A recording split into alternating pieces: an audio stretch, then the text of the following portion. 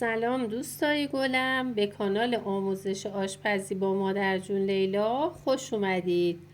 در این آموزش قرار پیاز داغ چیپسی رو با هم درست کنیم. 3 روش دیگه از طرز تهیه پیاز داغ هم آموزش دادم که میتونید داخل توضیحات لینک ها رو ببینید. اگر هم دوست دارید آموزش آشپزی رو به صورت حرفه‌ای یاد بگیرید، کانال خودتون رو سابسکرایب کنید. خب دوستان عزیز، مقدار مورد نظر پیازی رو که داریم برای تهیه پیاز داغ به مدت چند دقیقه در آب خنک خیس می‌کنیم تا پوست روی پیاز به راحتی جدا بشه از پیاز. خب من به مدت 10 دقیقه پیازها رو در آب خیسوندم.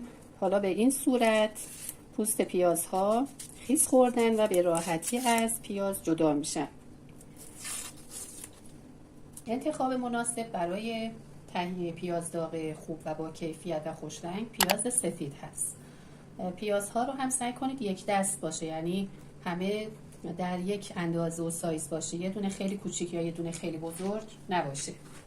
نحوه بریش زدن پیاز هم برای پیاز داغ هم میتونید به این صورت خلالی برش بزنید. به این قسمت ریشه پیاز که میرسیم میگیریمش، پیاز رو برمیگردونیم، از این سمت دوباره شروع میکنیم به خلال کردن. سعی کنید خلال هاتونم به یک اندازه و یک سایز باشه، یعنی هم اندازه هم باشه، یه خلال خیلی نازک یا خیلی ضخیم نباشه، چون زمانی که سرخ میشه اونی که نازکتر هست زودتر سرخ میشه و رنگشون یک دست نمیشه. خب حالا به یک روش دیگه هم که باز میتونید خلال بزنید، این از انتهای ریشه، یعنی این قسمت ریشه است، پیاز رو برمیگردونید و به این صورت برش میزنید.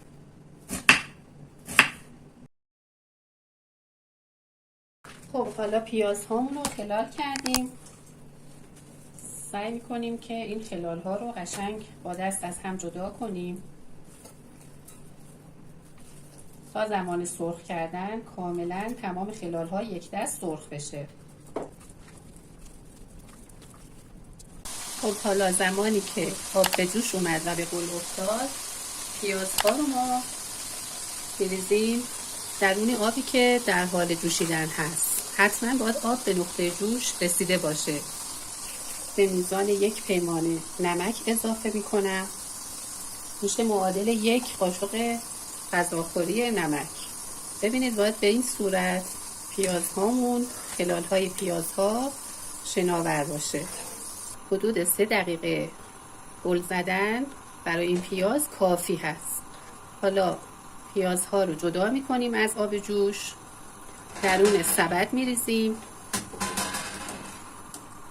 به این صورت. بیش از حد جوشیدن باعث میشه پیازها حالت و انعطاف خودشون رو از دست بدن و زمانی که ما میخوایم سرخشون کنیم له بشن. خب حالا من اینو به مدت چند دقیقه، حدود 20 دقیقه گذاشتم درون سبد، کاملا آبش رو گرفتم. حالا پهنش میکنم روی پارچه، یک پارچه تمیز یا دستمال خشک آشپزخانه یا حوله آشپزخانه، کاملا آبش رو میگیرم، میگذارم چند دقیقه درون یک پارچه تمیز تا کاملا آب پیاز گرفته بشه. روغن خیلی زیاد رو میذاریم کاملا داغ بشه و میتونیم با 1-2 تا پر پیاز امتحان کنیم ببینیم که کاملا داغ هست این روغن یا نه. وقتی که مطمئن شدیم که روغن کاملا داغ هست، پیازها رو درون روغن میریزیم. پیازها باید کاملا شناور باشه داخل روغن به این صورت. اگر پیازهاتون زیاد هست در 2 مرحله اضافه کنید. ببینید به این صورت پیازها شناور هست و من مرتب و مدام جابجاشون میکنم توی ظرف ماهیتابه تا همه قسمت های پیاز سریع طلایی بشه. خب حالا به این مرحله که رسید، یک مقدار طلایی و خوش رنگ شد، ما زیر حرارت رو کمتر میکنیم، ملایم میکنیم تا اون روند طلایی شدنش رو طی کنه و یک رنگ طلایی خوش رنگ به ما بده. دیگه اگر با حرارت تند باشه اون رنگ طلایی رو به ما نمیده و خیلی زود میسوزه و تیره رنگ میشه. ولی اگر یه رنگ طلایی خوش رنگ میخواین، زیرش رو کم کنید، کمی صبوری کنید تا یک دست طلایی بشه. خب به این مرحله که رسید، ببینید کاملا طلایی و خوش رنگ شده. از روغن جدا میکنم پیازها رو.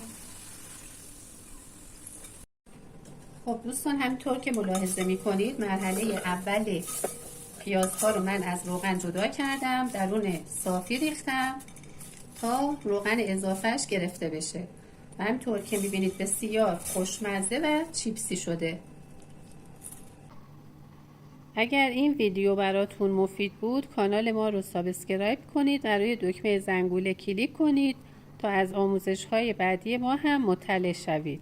با لایک هاتون هم به ما انرژی بدید.